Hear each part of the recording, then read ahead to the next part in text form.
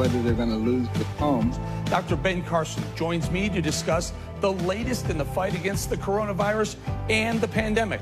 Expert Dr. Deena Grayson is back answering your COVID-19 questions. So the idea is you want to be ahead of this virus, not behind, because we know if you get behind, that can be deadly. Plus, the owner of a lacrosse company makes a big change to save lives. So we really wanted to find a way that, even if it was small, that we could contribute and help give back.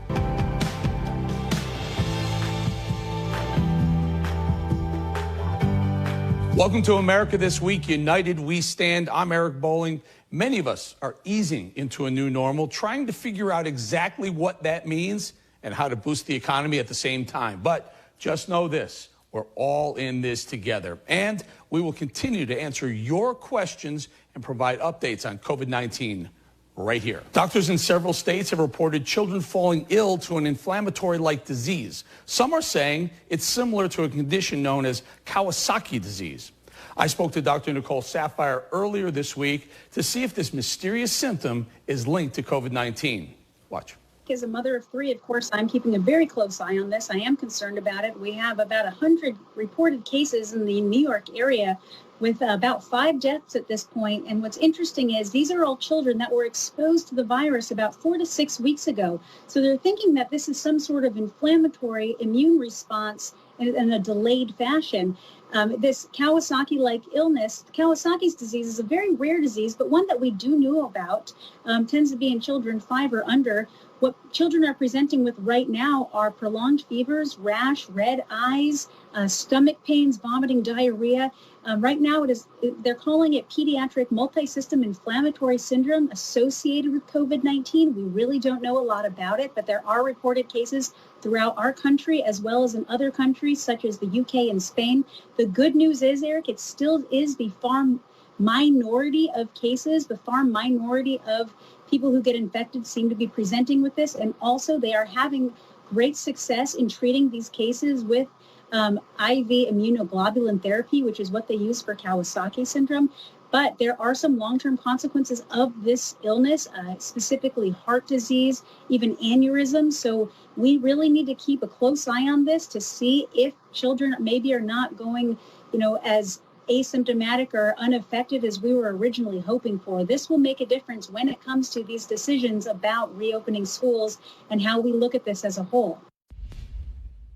Well, he's the Secretary of Housing and Urban Development and a member of the President's Coronavirus Task Force. Joining now is a friend of mine, Dr. Ben Carson. I hope it's okay to call you my friend, Dr. Carson. So, sir, you have an initiative that came out, and you tell us about this eviction and foreclosure stall, I guess it is. Tell us what it entails. Well, we announced today that we're extending the forbearance in terms of evictions from properties that we owe, or foreclosures on properties that we insure at FHA. And obviously, if people are worried about their health, worried about their families, the last thing they need to do is be worried about whether they're going to lose the home or whether they're going to be evicted. So this is something that we've worked on very early, but there are a couple of things that people need to know. First of all, you have to initiate it. It doesn't happen immediately or automatically. So you need to talk to the servicer of the loan that you've taken out in order to establish it. Number two, if you're able to pay your mortgage or to pay your rent, please do so. You'll be doing yourself a favor, your tax-paying neighbors a favor, and your nation a favor. So those are very important concepts that sometimes get lost in the shuffle. Dr. Carson, a lot of people are wondering, people who aren't in that situation, they don't know. So this isn't a forgiveness of any sort of a loan amount. It's simply buying more time for people to get back on their feet. Is that accurate? Yeah, we have something called a partial claim. So let's say you missed 3, 4, 5, 6, 7, whatever months of mortgage. That can be redone as a sub-mortgage and tacked onto the end of your primary mortgage. So you don't have to pay it, and it's interest-free. And it starts at the end of your mortgage or when you sell the property. So, you know, and I know no one really cares about landlords, but talk to us about the other side of the equation, because it is an economic transaction. When someone rents or buys a property, there is someone on the other side of that. How does the other side, how is it made whole? Is it straight with the FHA, or does the FHA make payments to, you know, other landlords? How does it work? Well, that's a very important question, because sometimes we think the responsibility ends with the renter or with the home buyer, and forget about the servicer. But, you know, they have a problem too. So, you know, that's why we have entities like Ginnie Mae, which can then help to bridge that gap with the servicers and the monies that they owe. So we've taken all of that into consideration, because the system has to remain intact. And that's the thing that we want people to understand. A lot of people are very anxious about the fact that money's being pumped into this system and somehow that's going to have to be paid back. And I'm concerned about that too. But what we have to understand is that the underlying structure, the home finance system, is actually quite strong. The underlying structure of our economy is quite strong. And we have to keep that underlying structure intact. And that means we have to pump some money into it until we get beyond this, and then are able to resume the trend. So you mentioned something, until we get beyond this, Dr. Carson. You're behind closed doors with some of the most in-the-know people in the world. What is that? When is that date of when we get beyond this, in your opinion? Well, that's a very good question.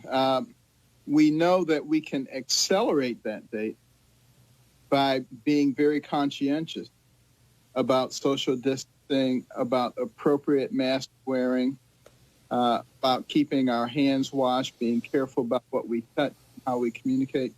Those are things that will expedite it. But we also have to recognize that we may not, in the immediate future, get to a point where all the risks from the virus is eliminated. We have to learn how to live with the virus. We have to learn how to dominate the virus, not allow it to dominate us. And that means we have to be able to return people to work, because our system is designed to work. This is a capitalist system. It's not a socialist system. It's designed on production, and the production of the people themselves. It cannot function without that. And so it's right. We don't know exactly when that is going to be, but we know that we can accelerate it.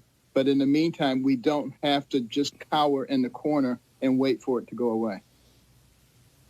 All right, we're going to leave it right there. We're going to say thank you again to HUD Secretary and Dr. Ben Carson. We didn't even tap into his vast knowledge, being a pediatric neurosurgeon, one of the premier surgeons in the country as well. Dr. Carson, we really appreciate your time on America This Week, United We Stand. Always enjoy being with you. Thank you, Eric.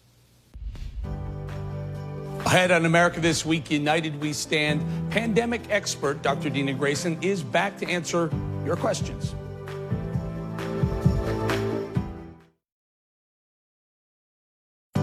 United we stand, we never fall. This perilous fight, it takes one and all. Everyone stands, American strong. Strength by one equals strength by all. American values, American pride. Your neighbor needs you, each person, each time. We stand, America. United we stand. We stand, America. United we stand.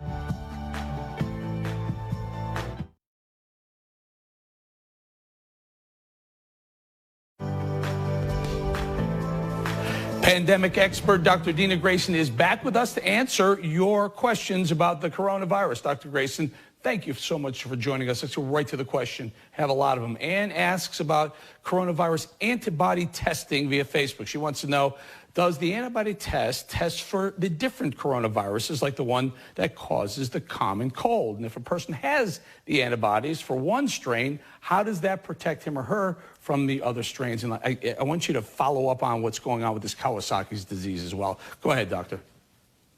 Well, sure, Anne. So there's a lot of variability, unfortunately, with these antibody tests. So we went from having no tests to a flood of tests being available. And unfortunately, the quality control has not been what is normal because we're in the middle of an emergency pandemic. So some of these tests do, unfortunately, it looks like perhaps catch antibodies to the common cold types of coronaviruses. So you have to sort of pick and choose right now carefully between the different tests. Now, an antibody to the common cold coronavirus will not protect you against this deadly new coronavirus, unfortunately. So unless you've had the coronavirus, there's really no way to be immune to the new coronavirus right now. Now, Eric, you mentioned this. Anecdotally, just quickly, anecdotally, there's a truck driving around this neighborhood right now where I live, literally administering the antibody test to see if you have it. I'm not sure that's even wise to be doing that. But anyway, go ahead. So this concern is some children, a lot in New York, I think 100 or so in New York City or New York area alone, are coming down with an inflammatory disease. It looks like it presents itself on the outside. These kids are dying from this. Tell us what that is as far as we know now. Yeah, sure. The doctors in Great Britain first raised the alarm about this multi-organ inflammatory syndrome, similar to Kawasaki's syndrome, which essentially is inflammation of the blood vessels. Now, in this case, the children are also getting inflammation directly of the heart muscle as well. And what typically is happening here is these kids are testing positive for the virus or antibodies. Now, some are not testing positive for either, probably because they cleared the virus, don't yet have antibodies, but is believed to be linked to COVID-19.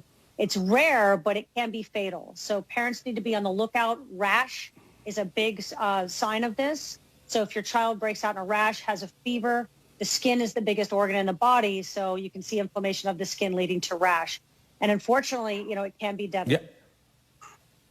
Yeah, so I want our audience to realize that just this week alone, there's a 14-year-old girl who presented with a bit of a rash. Her doctor immediately had her go to the emergency room. She would have been dead, they said. She was just hours away from cardiac arrest because it was, in fact, this inflammatory disease was inflaming her heart, as you point out. So if you see a rash accompanied by some sort of fever, get your kids or get yourself to a hospital immediately.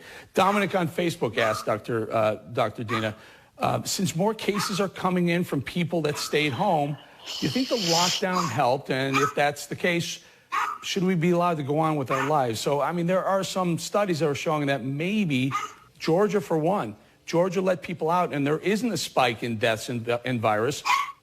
Have we overblown the lockdown? No, I don't think we have, actually. And you're hearing my dogs in the background, such as the lockdown live, so I apologize. Absolutely, no problem. So, Eric, we have not overblown the lockdown. The reality is that it's still a little too early to tell of what's happening in Georgia. It is summer. It's not flu season. But a lot of the cases in Georgia are happening in rural parts of the state where there's not a lot of testing. So I think we need to just watch and wait a little bit here. And remember that even with lockdowns, we kept seeing infections because we were locking down infected people with uninfected people. Very quickly, Brad on Facebook, only about a half a minute or so, Doc. Brad wants to know from Facebook, given what we know about the rate of hospitalization, should we remain concerned that we may overwhelm our healthcare system? Here's the question. There's all this in New York State. There's all these ideas of these pop-up hospitals. They didn't seem to be needed. Were they necessary, Doc? Absolutely not. Look, what it shows, number one, is that lockdowns work. When you lock down, we flatten the curve. And the thing is, it takes some time to set up these mobile hospitals. It's not like you snap your fingers and there they are. So the idea is you want to be ahead of this virus, not behind, because we know if you get behind, that can be deadly. All right, Dr. Deena Grayson, as always, we appreciate you and our audience appreciates you answering their question. Dr. Deena Grayson, everybody. Thanks for having me on, Eric. Ahead, as COVID-19 rages on, milestones for graduating seniors come to a screeching halt. The efforts by some organizations so 2020 grads don't feel left out of the celebration. creating hope from loss. The heartbreaking reason one woman is making sure no one goes without a mask.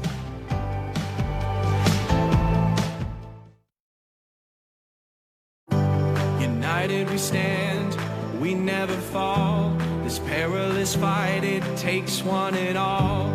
Everyone stands, American strong. Strength by one equals strength by all. American values, American pride. Your neighbor needs you, each person, each time. We stand American strong. United we stand. We stand American strong. City by city, state by state, town by town, stand American great.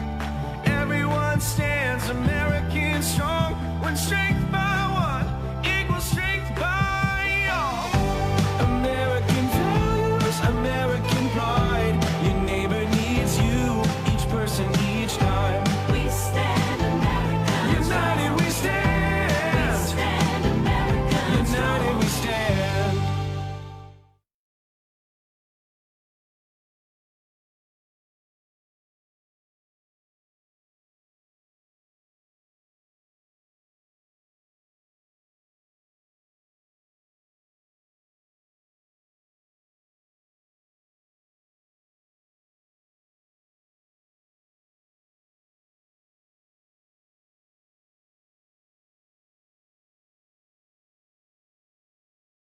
America This Week, America's fastest growing political show, points out how rough and tumble politics shape opinion in every region in our country.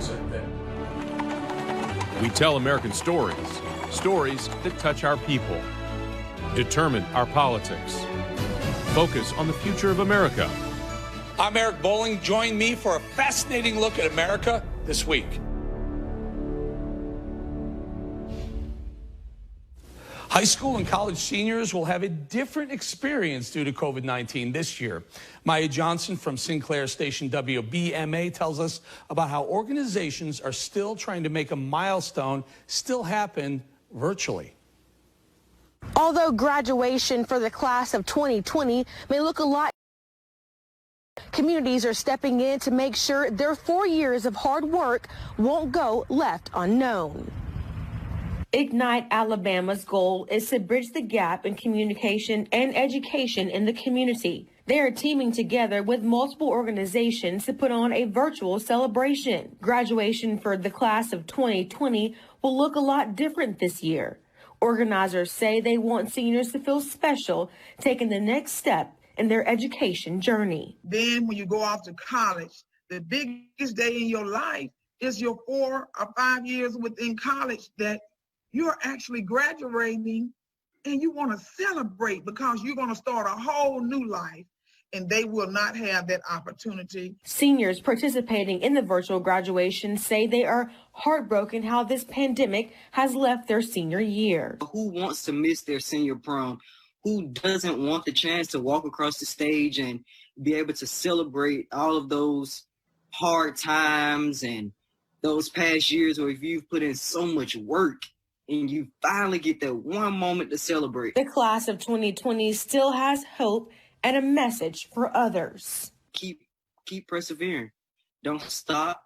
Keep your eye on the prize. Keep going. Always remain focused. When you're focused, nothing can come in between you and the ultimate prize, which is whatever you're aspiring to do or be in your life. The virtual graduation featured guest speakers and giveaways. For America This Week, I'm Maya Johnson. Thanks to Maya and WBMA for that story. A North Carolina woman is on a new mission, making masks in memory of her late brother because he died of COVID-19. Justin Hinton from Sinclair station WLOS has the story. Lloyd Land became Buncombe County's first COVID-19 related death shortly after his sister went to work, hoping someone else wouldn't have to go through what her family went through. They called him Big Papaw. From Dad Hobart, Lloyd was Papaw when his grandchildren came along. To son Lloyd, the Lambs are a family of service. So no surprise when the youngest daughter, Geneva, used her talents to make masks. It's something that people need, and for a long time that they couldn't find. But her colorful creations have taken on new meaning. after her brother Lloyd was diagnosed with COVID-19 and died, becoming Buncombe County's first death related to the coronavirus. I would just give anything if Lloyd and his wife had on masks the day that he went to the VA and Sam's and Aldi's. You know, I guess that's my biggest motivation, is just wishing that he had one on. An added layer of protection she's passing out to anyone who wants one, now that masks have become recommended or even required in some parts of the country. It just makes me feel good to do it in Lloyd's memory. And I can almost picture him smiling down at me from heaven. She couldn't go to the funeral or the burial. She was still under quarantine herself. But when she got the chance, she and another brother came to visit. You know, we just patted the grave and said, you know, we miss you, big brother. The second pandemic to take hold of this family. The first, the Spanish flu, leaving her dad virtually alone. He lost his grandmother, father, mother, little sister, and infant brother in a 2.5-week time period. And it's just ironic that we lost Lloyd to a pandemic, too. And so I think he might have liked that one. So now she's not taking any chances, doing what she can to help others in a way she knows how. Geneva Lamb tells me so many folks have reached out to her wanting a mask that she's had to put a hold on request for now as she works on those that are currently in her queue. For America This Week, I'm Justin Hinton. Just ahead, a company that usually focuses on lacrosse equipment makes a big change to help fight the pandemic. I'm talking with the owner next.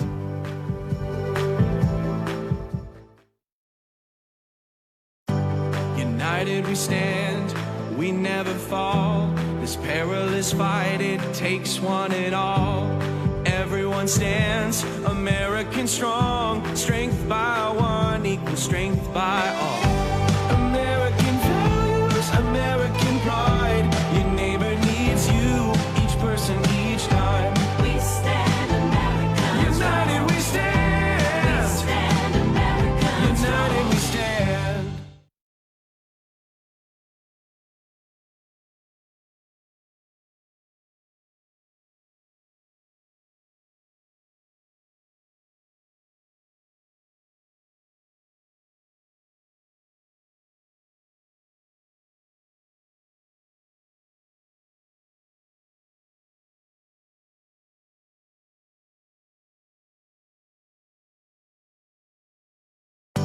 United we stand, we never fall. This perilous fight, it takes one and all.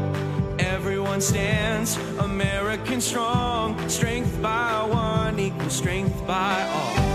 American values, American pride. Your neighbor needs you, each person, each time. We stand America. United we stand. We stand America. United we stand. Joining me now is Greg Kenneally. He's president and founder of East Coast Dyes Lacrosse. Last month, his company began making face shields to help protect medical personnel fighting on the front line of the pandemic. Thank you for joining me, Greg. Greg, tell us, listen, everyone knows why you did it. You did it because you're an American. You're a patriot and you want to help out the medical field. How difficult was it to retool whatever your process is to make what your lacrosse equipment into PPE? Yeah, well, firstly, thank you for having me on, and thank you to all the frontline healthcare workers and first responders. You know, it's them that's allowing us to do this. So as a lacrosse company, obviously, team sports were one of the first things to get shut down, but it wasn't a time for us to feel sorry for ourselves. We really wanted to find a way that, even if it was small, that we could contribute and help give back to those who are protecting us. So we have a large warehouse here that's already fitted for manufacturing, packaging, as well as distribution. And so we took those same employees on staff. We have anywhere between 40 and 50, and we got right to sourcing the materials that we needed to manufacture these face shields. And we found that there was a big gap in the market. A lot of smaller practices, smaller hospitals were being price gouged, being forced to buy product from China, facing long shipping times, and they needed them quickly. So we were able to fill that void. How did you do that? How did you find the right people? I guess there's a massive need across hospitals. Even the general public wants face masks. How did you find out which ones, who were the ones you decided to sell to?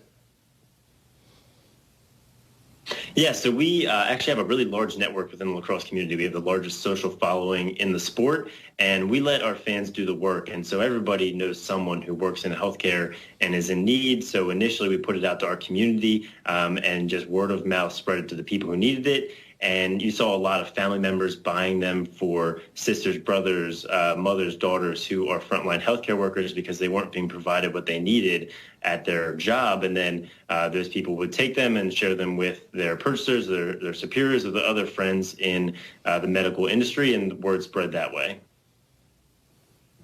Greg, what is the state of availability for PPE right now? What are you seeing? Because, you know, they promised us that we're going to be able to get masks. I'm telling you, you can't walk into a CVS, Walgreens, or other and get a mask for the general public. Is there still massive unmet demand, at least in the hospital level, for PPE and masks? From what we found, there is still massive demand. And as everyone knows, the end of needing that PPE for our frontline medical workers, it's not in sight. So they continue to need it every single day, and they continue to need to plan for it for the next 6 to 12 months to have it. And since a lot of this is disposable, the face shields are really important to protect those very, very valuable, very hard to find N95 masks. They use them as a front layer of protection, and there's a wide range of uses. So the demand is still high, and the demand has continued to increase and be there. Yeah, Greg, about half a minute or so, I think a lot of public wants to know. Give us a sense of what it costs to produce one of these masks, one of these shields, and what do you sell it for? Just because we don't know these things, so we'd like to know. We're selling them for $6, and there's bulk discounts, obviously, but cost is not too much below that, especially to manufacture in the United States, as we are with all United States-produced materials. And we've made a commitment to selling them at or right above our cost to keep them as affordable as possible for the places that really need them. This isn't the time for price gouging, so we're focused on made in USA, making them available for fast and immediate shipping, and doing things the right way for the people who are sacrificing for us. Well, from Sinclair and the massive Sinclair audience, we're going to say thank you for what you're doing. It's very patriotic. Greg Kenneally, president and founder of East Coast Dyes Lacrosse. Thank you, Greg. Thanks for joining me for another America This Week United We Stand. Remember, if you have a question for one of our experts, use the hashtag COVID-19Ask, all one word, and tweet us. Now, you know, parents have been at home for weeks with their kids while schools are closed, and boy, are they feeling the pressure. Tonight, we leave you with Chris Mann's song, Daycare's Closed. It's a parody of Old Town Road. Enjoy this one, everybody. And don't forget, thank those teachers out there. See you all next week.